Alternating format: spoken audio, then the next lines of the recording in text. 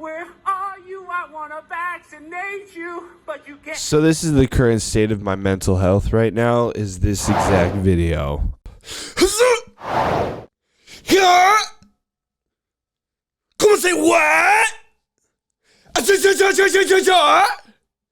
Welcome to the 50th episode of the Xris Beltran podcast. That's it. That's the intro. That was the intro. What is up, guys? I am here. I am back from a week off. I am out of breath from that intro. And it's good to be back. Guys, I wanted to dress up like a ninja today. Not really a ninja. I just wanted to dress up in my Cobra Kai gear because I just finished season 4. Was it season 4? I think it was. Of Cobra Kai. It is so good. It's good television. It's really good television. I highly suggest that you, if you haven't seen it, it is like Breaking Bad for teenagers. Like, it's like that intense, you know? How it's like, oh my God, we're gonna die. It's like the same amount of like, oh shit, we're gonna die. You know, nobody dies. I hate to spoil it, but nobody gets shot in the back of the fucking head.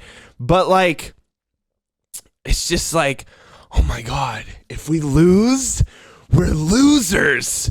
And we can't have that on our record. And it's super. It's a super interesting show. So that's why I'm dressed up the way I'm dressed up today. Yeah, dude. I took last week off, which was just what I wanted to do. I just wanted to take a break. I posted the video, and then I had a couple of people message me like, what the F?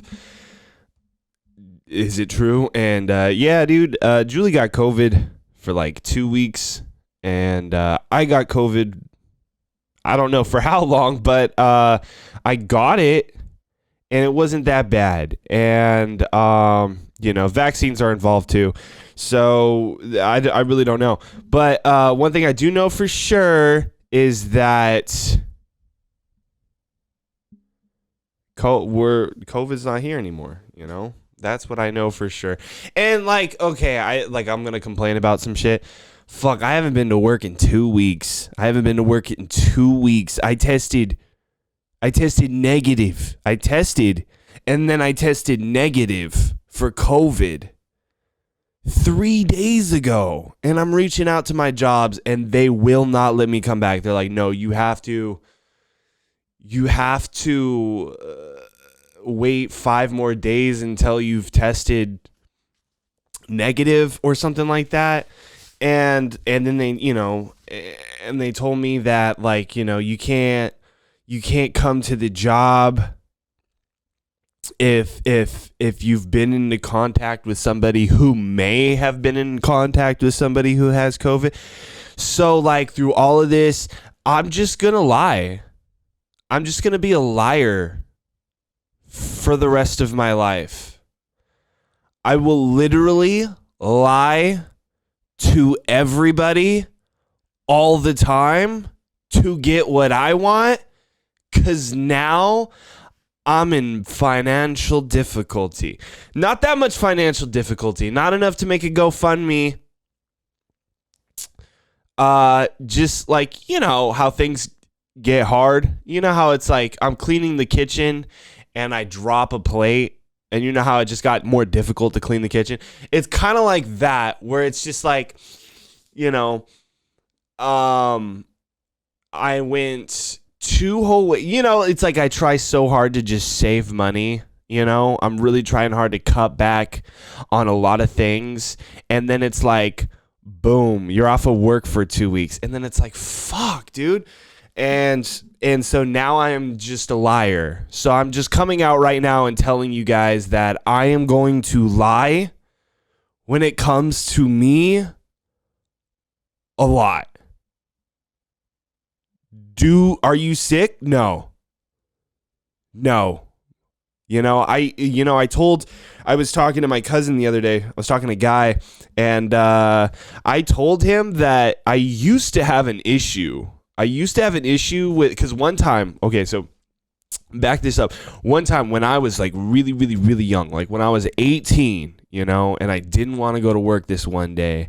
And so I told, even it was a bogus reason why I didn't want to go to work. I was just being a lazy 18-year-old. But I said that my grandma went to the hospital. And ever since then, like I told the girl that I was dating at the time that, and she was like, "Oh, no, that's not good, because what happens if she really did go to the hospital, you put that out there in the universe, or you can't use that excuse no more." And so for a while I thought, man, I feel really bad for saying that. I feel so bad for using my grandmother's just consciousness in this make-believe scenario in order for me to like get something that I wanted.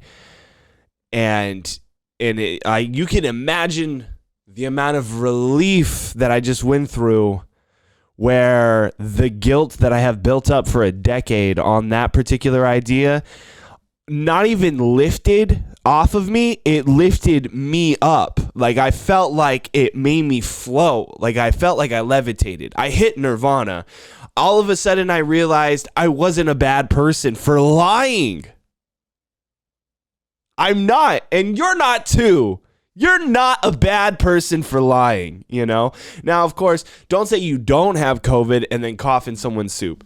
I wouldn't say that. I wouldn't go that far. There is a line, but I just want to say, because of 2020, the line kind of got moved, The line of scrimmage for a lot of the morality in issues in society has definitely shifted somewhere, Like a contrary example to that would be racism. Racism definitely doesn't fly. I mean, it never really flew. It never. Well, I mean, it did have its it did have its time in the sky. But like, what I'm saying is, like, back then, in certain areas that wasn't involved in politics, it was okay to be a little bit more negligent about your thoughts when it came to race. Like, you can kind of say something and backtrack yourself, or like that doesn't happen no more. So that's gone, but like, other issues like lying to your job, give us a scenario that, someone, you may have been in contact with somebody who has COVID-19. You got to pay rent, you got to pay rent. Okay? Bags of bags. All right? And when you got to do what you got to do, I got to do what I got to do. So if I got to push you out of my way because you're doing what you got to do, that's okay. I'm not saying it's okay to push me, but if you got to push me, you got to push me. I might push back. But see, here's the caveat to all this is that, you got to do what you got to do. And if you got to tell your job, hey, I never ran into anybody who had COVID, you got to do it. You got to, even if you did, and I know there's a lot of people out there that are like, this is disgusting. This is horrible. First off, they've already clicked off this video. So if you are watching it at this point and you disagree, I commend you staying this long. I'm trying to explain this the best that I can, because I was in tears. I was crying, talking to my place of employment, begging them to let me come back, even though I've had proof that I'm COVID negative and that my fiance was COVID negative.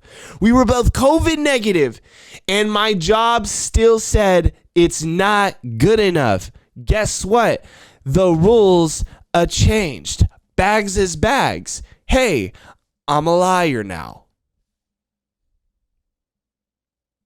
I'm a liar.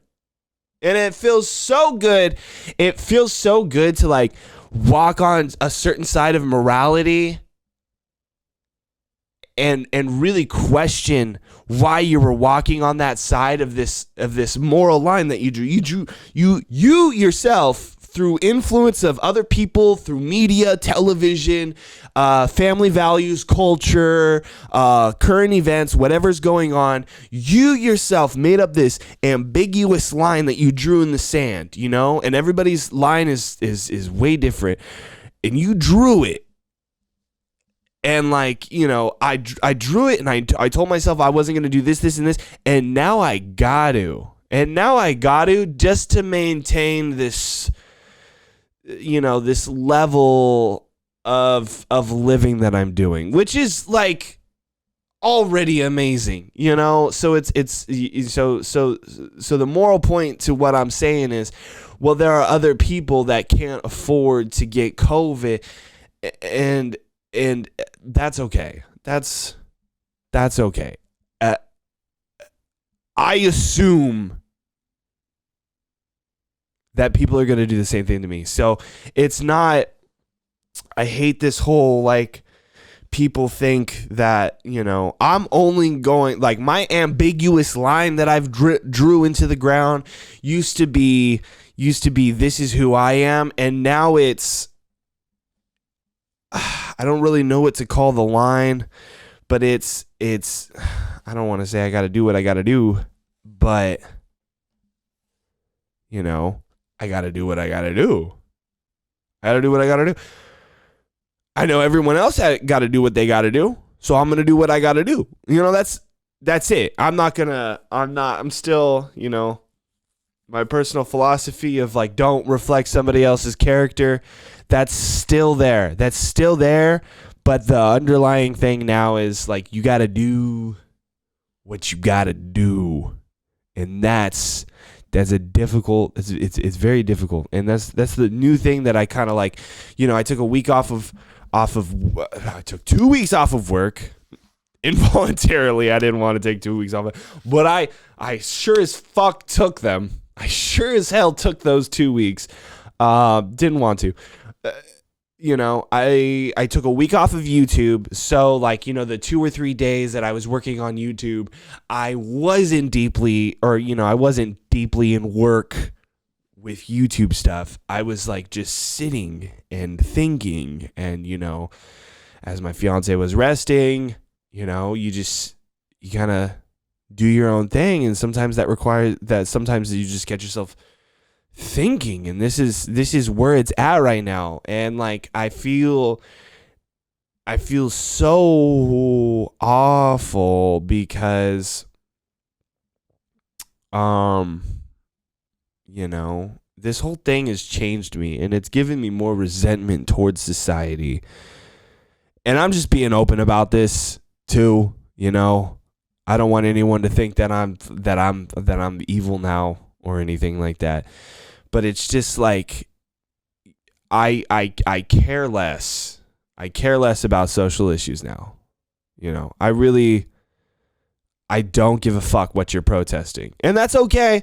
You know, you don't have to give a fuck about what I'm saying. You know, you don't. You could say that this guy is a privileged young man who is unbelievably gorgeous. So he has pretty privilege, which I do. Beauty privilege, that's a thing.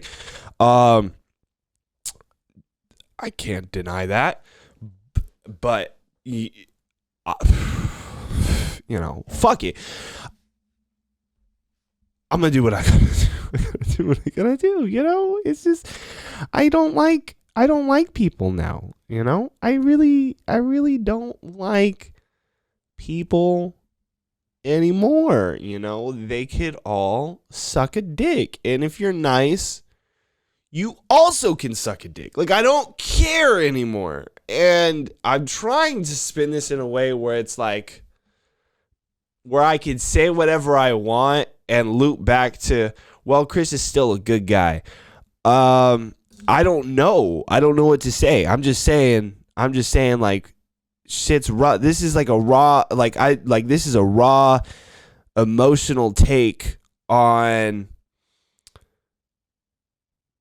how tired I am. And I know that other people are tired too. And I am sorry. But at the same time too, I'm going to do things a lot more unapologetically. I really don't want to worry about what I'm going to say on these YouTube videos anymore. You know, I was talking to my cousin again. But this is a topic that I've shared with a few people. It just came out with him first. But it's almost gotten to the point where I want to like just give up on my hopes and dreams. Not in a way where like I just stop doing everything and I don't do it no more, and that I don't hustle no more, and I don't stop making content or anything like that. But I just kind of feel like, why am I making content? I feel like you get into this as a content creator, and that's musicians, comedians, even people that just do video essays on YouTube and stuff. A little part of you wants to be famous. You really, really, really want to be famous. And I don't know why. It's so crazy how some people just want to be famous for the fuck of it. Like because fame comes with that social maneuverability, portability, the ability to travel upon necessity and still have a good time with it. There's a lot of dope ass stuff, for being famous. And shit, dude, I feel like a lot of kids, it's the newer generation that's making me reconsider this, because maybe I'm just on social media, so everyone on social media wants to be a certain thing. But there are a lot of kids out there that really, really want it. And back then, some of the sacrifices you had to make, some of the gruesome sacrifices have always been there since the dawn of pop culture. But I'm talking like now it's almost mandatory that you sacrifice a part of your mental health for this. Because a lot of artists are under the idea that if you have a vibrant and healthy mental health, then you're not coming up with this deep, thought-provoking content that makes you think, especially music. Like music is the biggest thing in all of this, because a lot of people typically write music. I write music about things that typically make me even sadder. Like, what is it? Let's take a look at my music catalog of 3 songs. One of them is about social anxiety. The other one is about friendship in times of hardship. And then I have another one of a breakup. It's a breakup song, or like I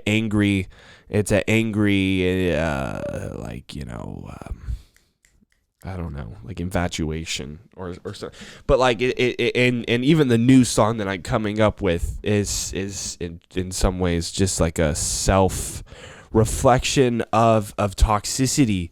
And fuck, I don't know why I like writing that shit, but a lot of people think that you gotta like have this struggle, especially if you're in hip hop, dude. I would hate to be a full-time rapper, but you gotta keep up with this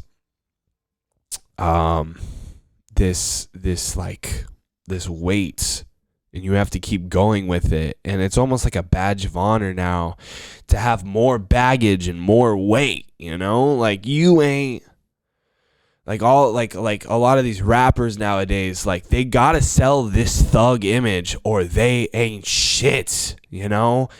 Exclude artists like Tyler the Creator. He's not in this category, but I'm talking like, and I don't know, but I'm gonna say 21 Savage just because he's a very well-known artist. But it's like, what goes into keeping that up? He ain't a fucking thug no more. That guy's not a thug. And I don't care what you say, he ain't a thug. Because you don't make that much money doing that kind of stuff without giving up your lifestyle of being a thug. That guy's not selling dope. He's not on the corners till 2 a.m. anymore, okay? His hardest day is spent on a boring fucking 12-hour shift in the studio. That's his rough life. That's rough, you know? And then they go through that shit and they're like, oh, I'm fucking gangster because I'm doing shit I don't want to do. And that's all it is. But, you know, and even if you have like, excuse me, you know, like if you go through like some sort of like depression, God damn these burps. Depression or anxiety and shit, and it's just like you kind of have to keep feeding that. Otherwise, you know, it's like, what are you writing about?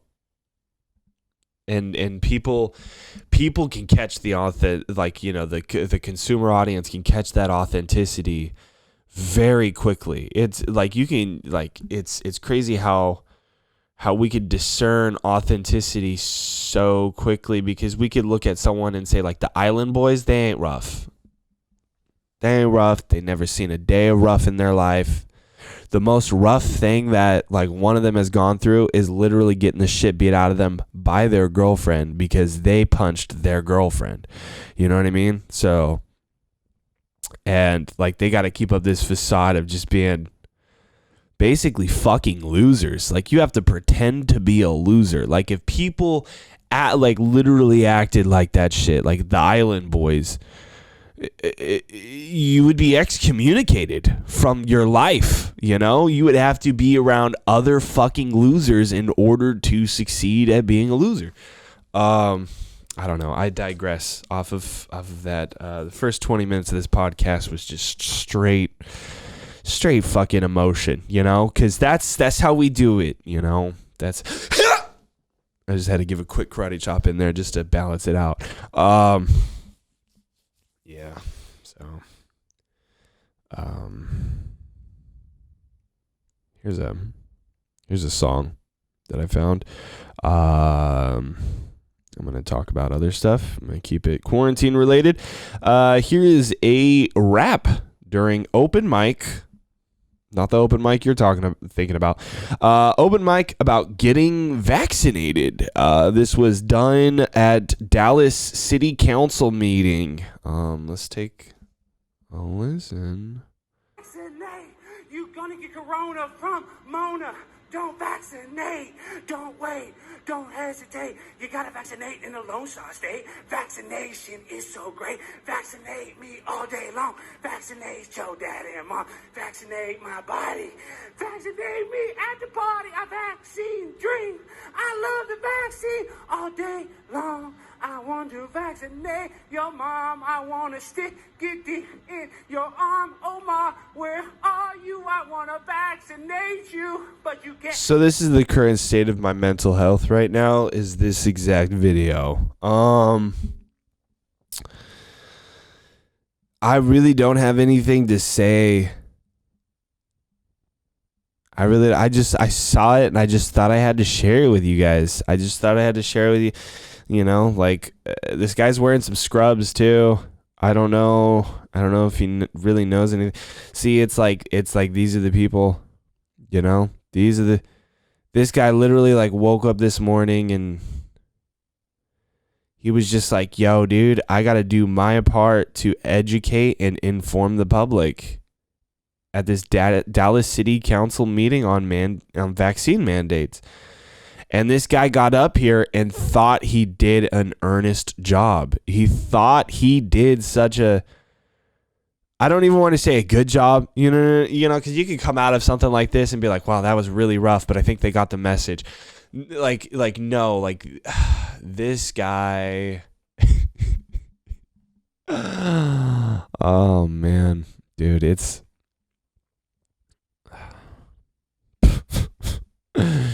We live in a society.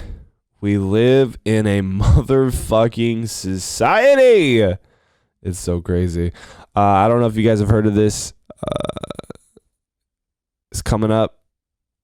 AlphaCon.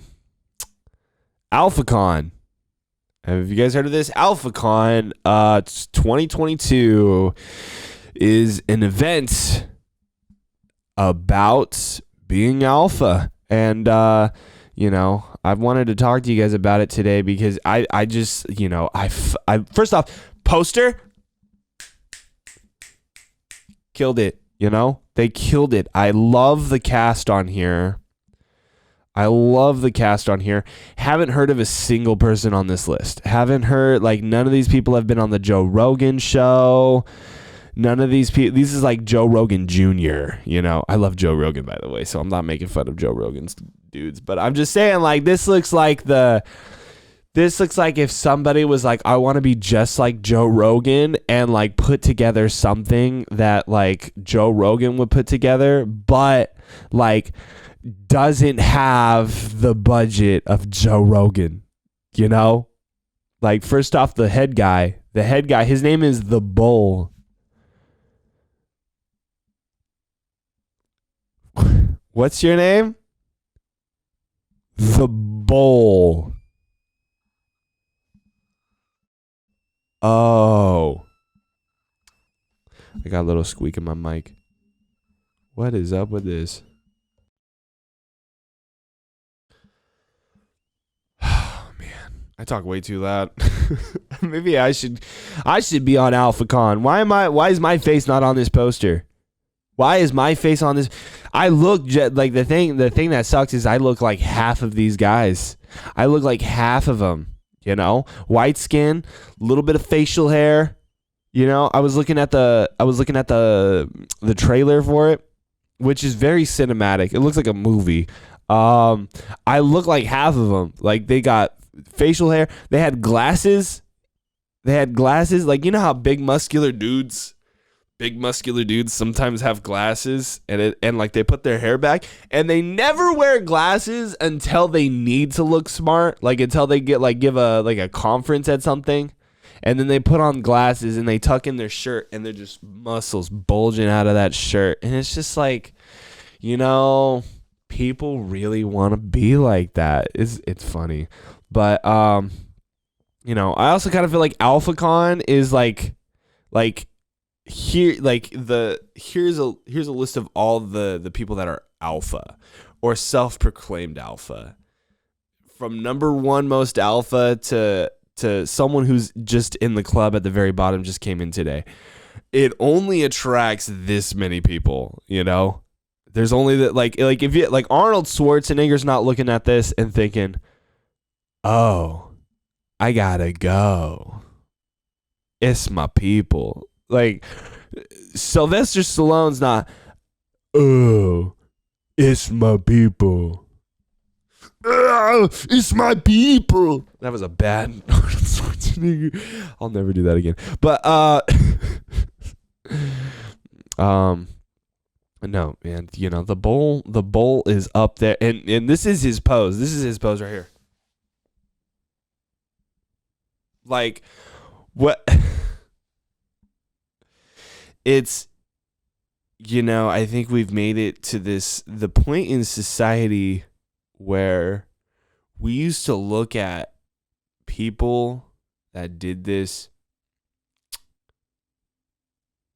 Hold on, I'm gonna restart that.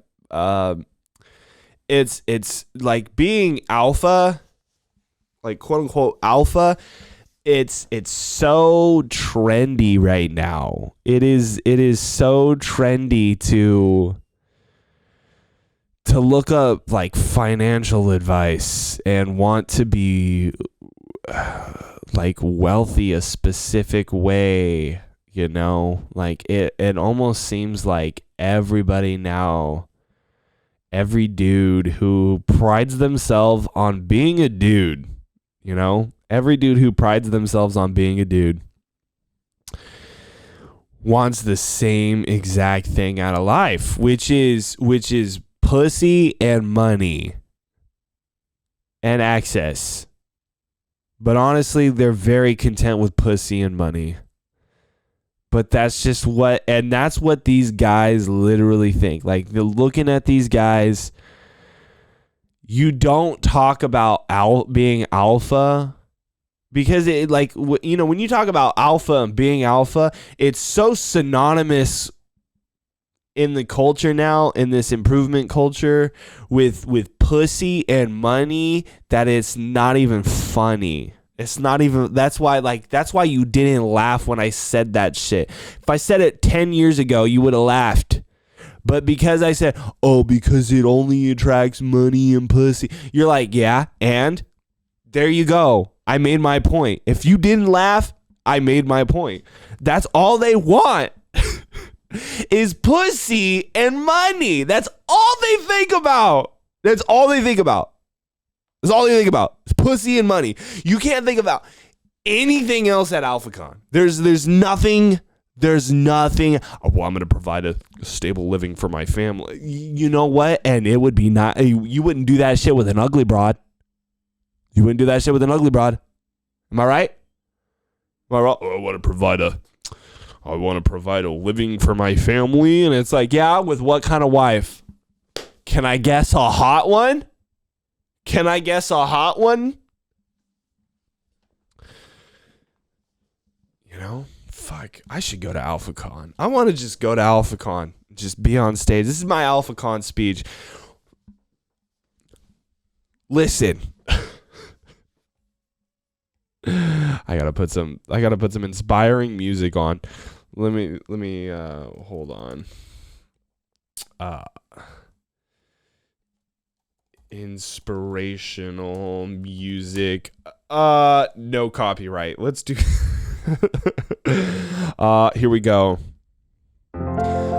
Ladies and gentlemen, there's only a few things that we need in life. Now, it's not family. It's not getting our shit together.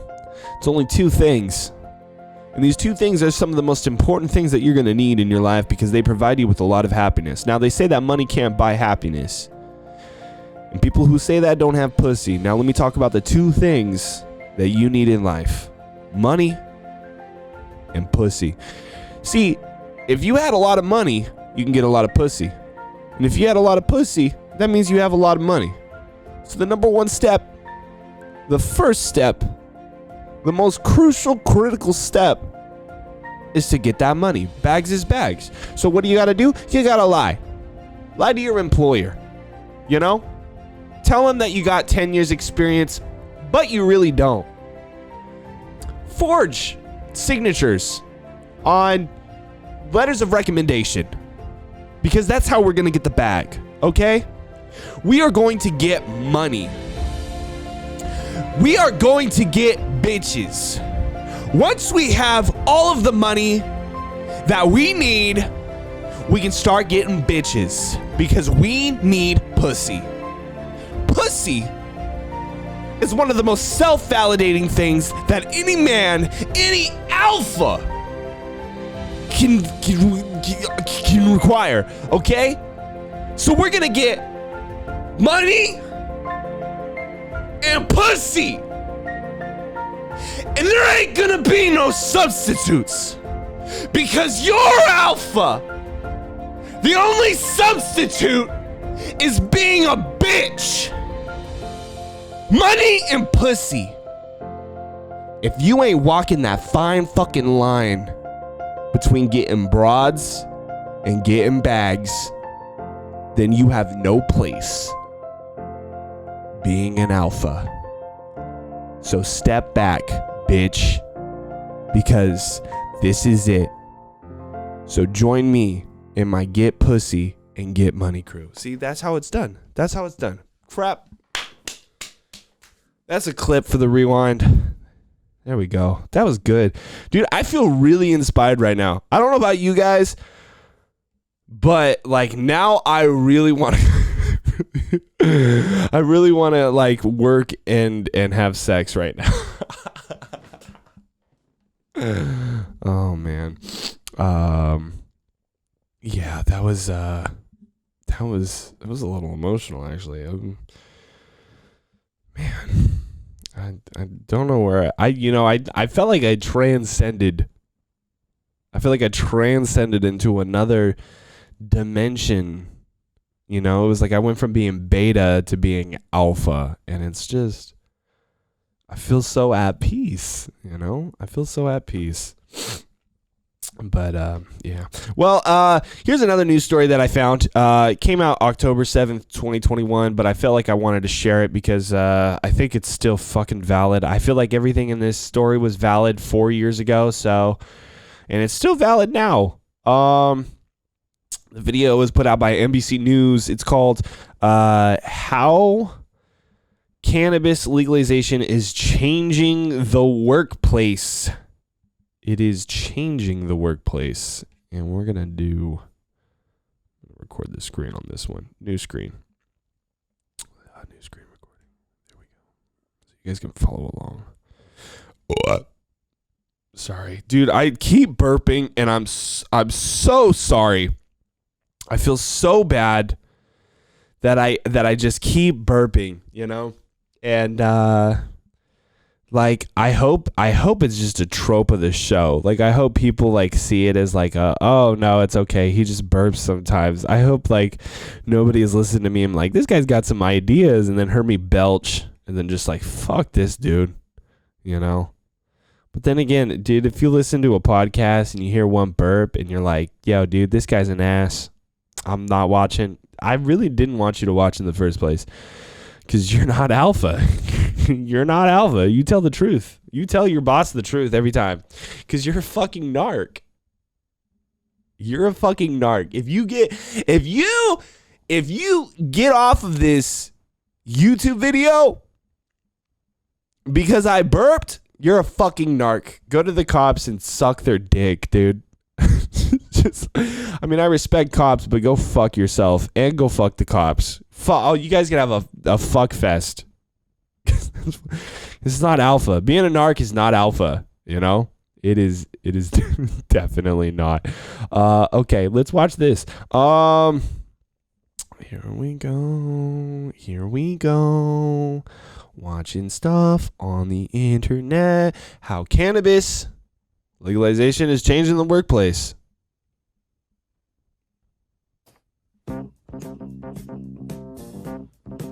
I hope this is not copywritten. This is not your normal company team bonding.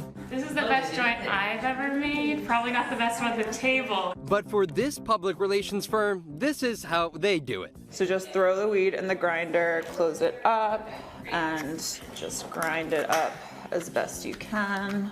What is the purpose of this? All right, so just like the poster for AlphaCon, all white people. I think I saw one Mexican dude in there, but he definitely his favorite anime is Attack on Titan. I can tell you that right now.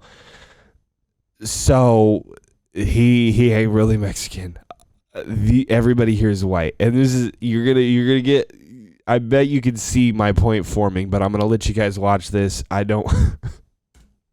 Part of our company culture is that we like to do team building activities, and working in the cannabis industry, what better way than to learn how to roll a joint? And has everybody done it before here?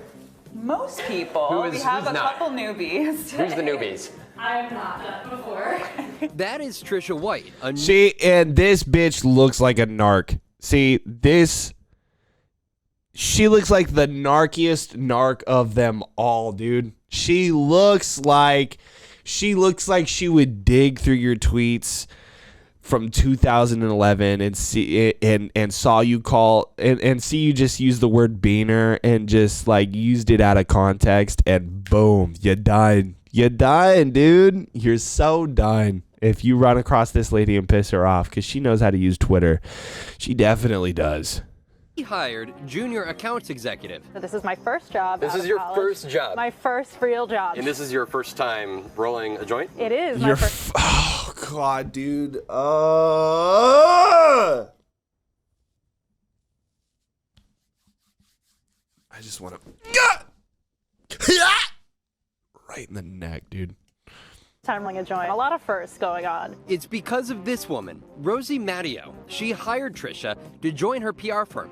They represent 60 companies that all work in the cannabis industry and hope they can help weed become less taboo at other workplaces too. I much prefer, as a CEO of a company, to have my employees go out after work and consume cannabis and do things together, as opposed to, going out and having some drinks and coming in hungover the next day. So I think people need to look at this as just a different culture now. Cannabis is part of mainstream culture, and we're embracing that as well. Just how big of a business are we talking about? This year alone, cannabis industry in the U.S. will do $24 billion, according to estimates. 5 years from now, $100 billion. There are no other industries that are growing at this pace. The receptiveness to marijuana is only increasing. This is the climb in America's support. 30 years ago, 16%. Today, about 2/3 of America. So this graph is, I feel like it's very misleading. Okay, from 1989 to 2019. So we're talking about a span of a jump from a whole generation.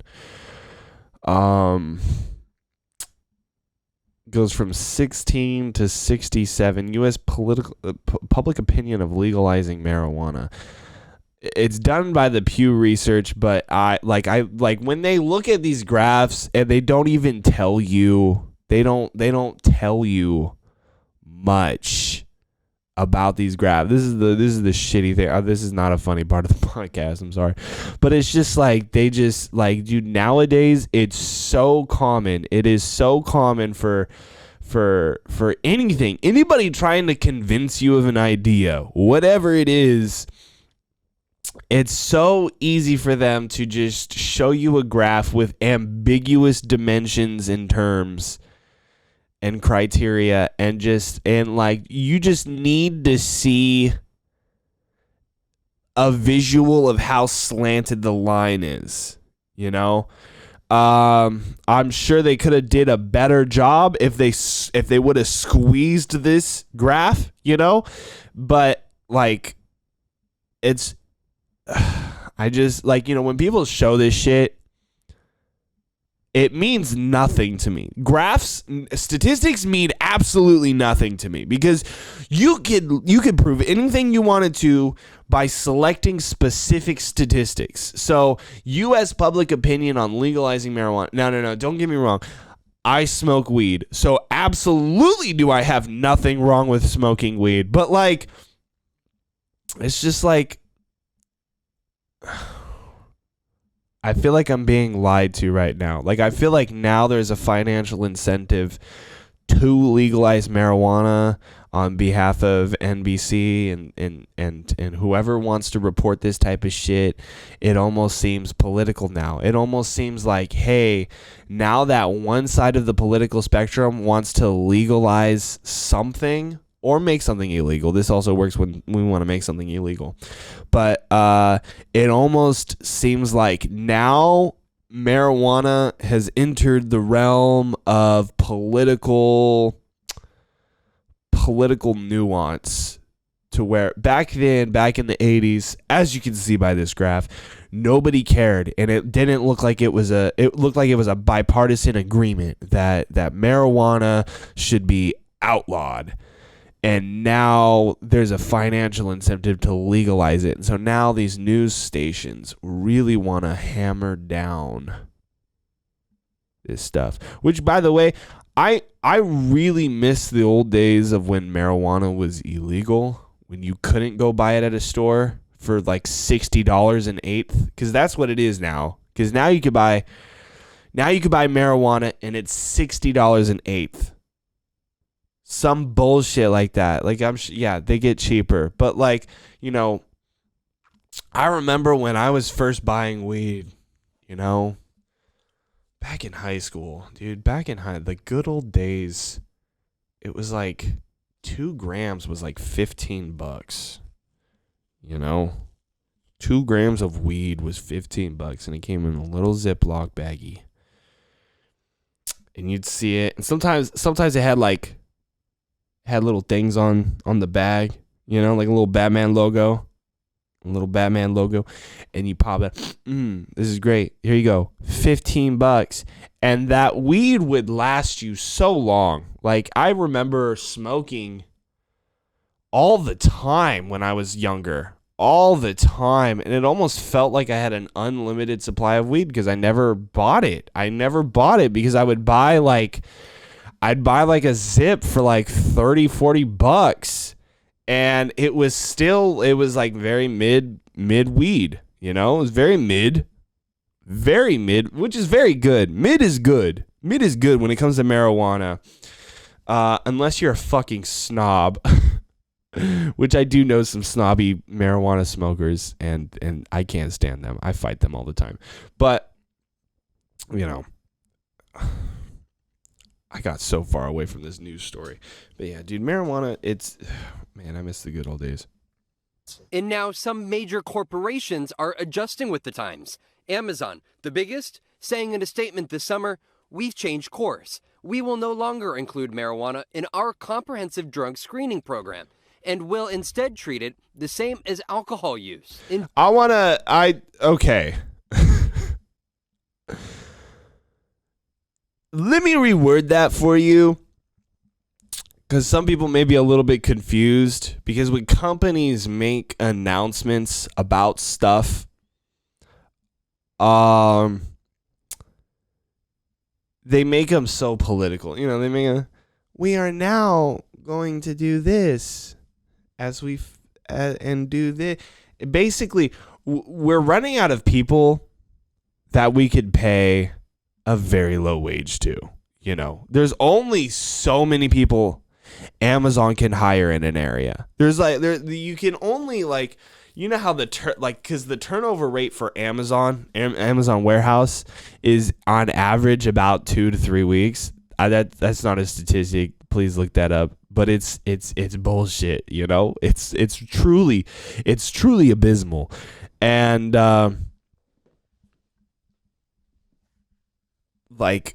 basically, we're running out of people to pay $13 an hour to. That's it. If we, and the thing too is that typically, and I hate to say this because I'm in this category, but typically marijuana smokers, you could pay them less. You could just pay them less. You know, they're not when you're sober in the job scene and you make demands, you know, because this is the time right here to make demands. Or at least it was. We're running out of time to make demands upon hiring at certain locations because this worker shortage is going to run out soon. Because pretty soon Amazon's going to hire everybody. But you know, these stoners ain't making demands. So when they go into Amazon, they're so thankful that they got the job in the first place and that they could actually work there and smoke weed while working, not on the clock, but they could smoke weed outside of work now, that they'll take up just any job that'll pay them above minimum wage. And so when Amazon's like, hey, we'll pay you $15.36 an hour if you come work for us, and we don't drug test, a lot of stoners are like, fuck it, dude. That's more than what McDonald's will pay me starting. So I don't think that's the case now. I think McDonald's step up their game too, but you know, there's a lot of places. There's a lot of nuance. Today, the NBA saying it will not subject players to random drug tests for marijuana this season. Companies are coming to grips with the fact that society has changed its view of marijuana usage dramatically. And laws in cities and states are changing too. Here in New York, a company cannot fire you for using marijuana outside of work hours. And if you're applying for a job, that company, they can't turn you down because of a positive test. But most states have yet to grant those protections, and many companies are able to rely on federal drug testing laws for safety-sensitive jobs. Federal rules require substance testing for certain kinds of jobs, like truck drivers. Essentially, your message to employers is get used to this. The tide is changing. People are choosing cannabis, and employers have to embrace that if they want great talent. Matteo is paving the way for some other employers just to get with it. Cheers. All right, Vaughn. Oh my God, dude. No one cheers a joint. Nobody cheers. If you cheers a joint, fuck off, dude. Fuck out of here. That's not the rules. Also, I saw a rotation there. I saw the rotation there. And this never happens. This is unreal. This is unrealistic. Like 3 people don't pull up a joint. Like, no, it's I don't know what kind of company culture you're teaching, but this is not cannabis culture, that's for sure.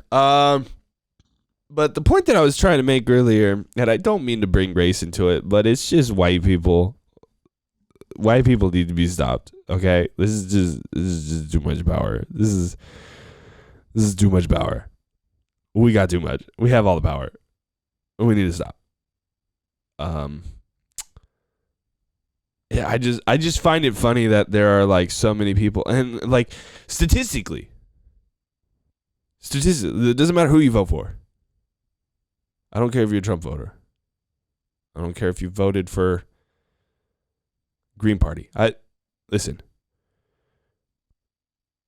Statistically speaking, when there are loads of black people being incarcerated for what these people are being filmed for doing, you got to look at the system and think, okay, we need to help. We need to start doing something. Like this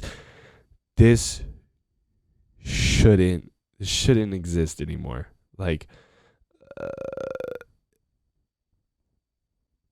my condolences to anybody who has ever died in jail for marijuana. Like whether you got murdered, whether you just timed out in jail. And there's a lot of people that got caught up. A lot of people of color, whatever, even white people of color. Just, like, that was a joke. You get caught up in this and you go to jail, and then like years later, like a decade and a half later, you're still in jail, and now NBC is like, oh my God, let's see what these millennials and Gen Zs are doing these days. And you got some 40-year-old, 50-year-old dude who got caught up with a pound of marijuana just because he likes to keep a pound of marijuana on him because he doesn't like to buy it all the time. You know? They stopped him at a routine traffic stop. They found a pound of marijuana, locked his ass up for 25 years in a state where they just do that at, like I don't know, Alabama, some shit like that, you know, in the South. It's crazy. Dude, it's crazy to me that Joe Rogan smokes weed on his podcast while filming it in a state where weed is illegal.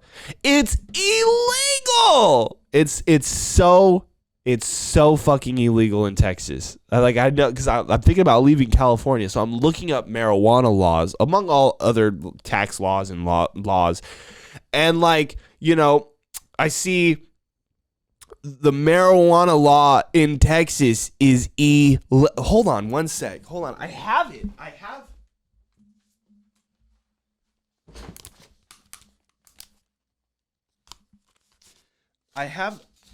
This is it right here. I should start printing out more papers for the podcast. This is it right here from Rolling Stone. I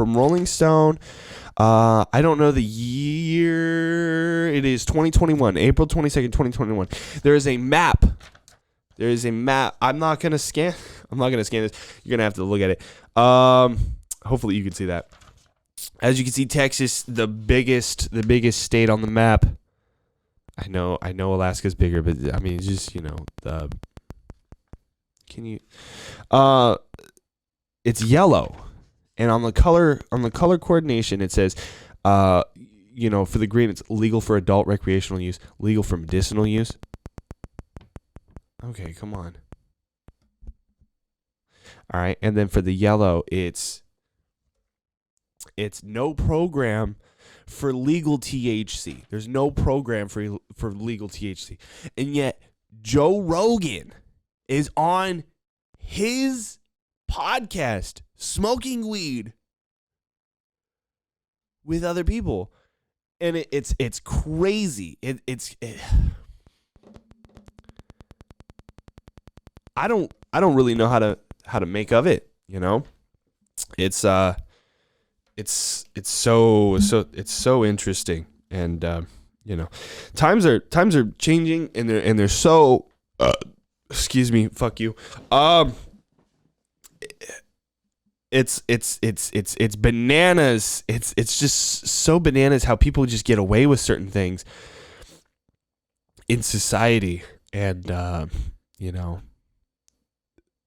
But see, the thing is, that's because Joe Rogan is alpha, you know? Because he doesn't get pussy. He's married, but of course he gets pussy. But he also has money, and there you go. And that and access, which you already have because of the first two. You got that access, boom, dude, you're good. You are so good. He is in the motherfucking club, dude. In the club. So, yeah. Usually when I ramble, it's like the points are made and then I keep talking. And then when I'm done talking, it's not like I finished with the point. It's not like I said, bam! Like, no, it's like I made my point, I keep talking, and now I look stupid for just for talking. Yeah, but dude, before we wrap this up, I just want to thank everyone for listening. You know, Julie is doing much better now. For those of you that wanted to know, she's doing way better. She just went back to work today, so now I have privacy in the house, which is fine. I really don't like privacy. I like to keep it all out there in the open. Okay. So this is what I do. I take notes on her and some of her behaviors. I write this shit down and I share it with people because it's just very interesting. So I took some notes of her. Here's the thing. So Julie, first off, you know, when you get sick with COVID, sometimes you think you need to take vitamins. Like, you never take vitamins. You never, ever take vitamins, and then all of a sudden you're sick, and you're like, I want all the vitamins. All the vitamins that make me better, I want all of them. And so we have these vitamin C vitamins. I have a whole bucket, a barrel of vitamin C vitamins. Vitamin C vitamins. And they're pills, you know? And she couldn't do it. She can't do the vitamin swallow. You know, even with all the water and bread, she still can't do it. So what do I got to do? I got to go to Walmart. I had to do a trip to Walmart just to get one thing. And I went and I got vitamin C gummies because she's got to get the gummies, you know? I don't know if anybody else's girl does this shit. So please tell me if your girl does this. Where like they can't take the vitamins, so they need the gummy version of the vitamins. And here's the issue with that. The gummy vitamins taste excellent. They're so fucking good. They're coated in this sugar or something, like they're dusty. You know, they got like sprinkles on them. And you put them in your mouth and they instantly taste like orange. They like instantly taste like super orangey and mushy, and they taste so good, and they're like fruit snacks. And so like the thing is, like, yeah, I had to go buy more vitamin C, more vitamin C in the form of gummies. But the problem is I keep eating them, and I've eaten more of the gummies than she has. I ate 12 vitamin C gummies in a day. That, don't do it. Nothing happened to me. But I still did it, and I'm a little worried. So just be careful out there.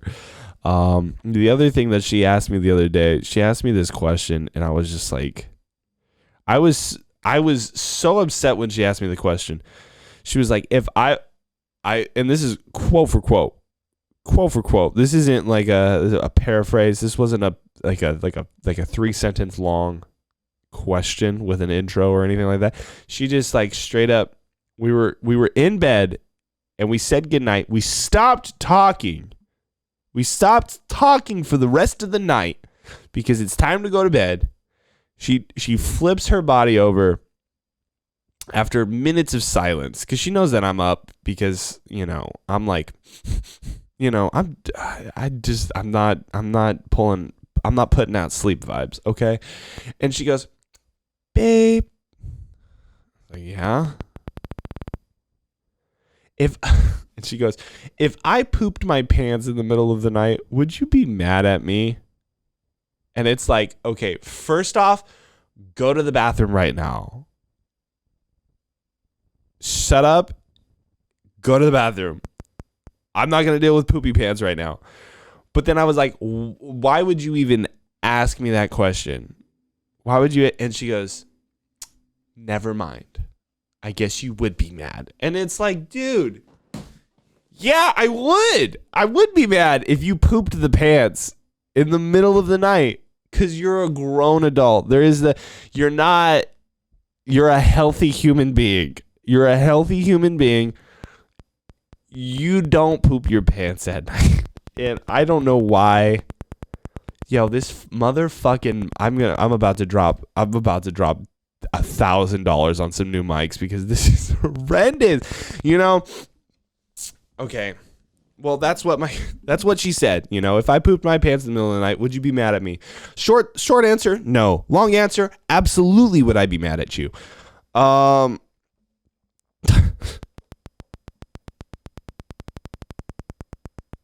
Sounds like someone's spinning, like the fucking wheel of, not the wheel of fortune. I was thinking The Price is Right. Whatever. Either one. Spin that shit. It's just, oh, fuck, dude.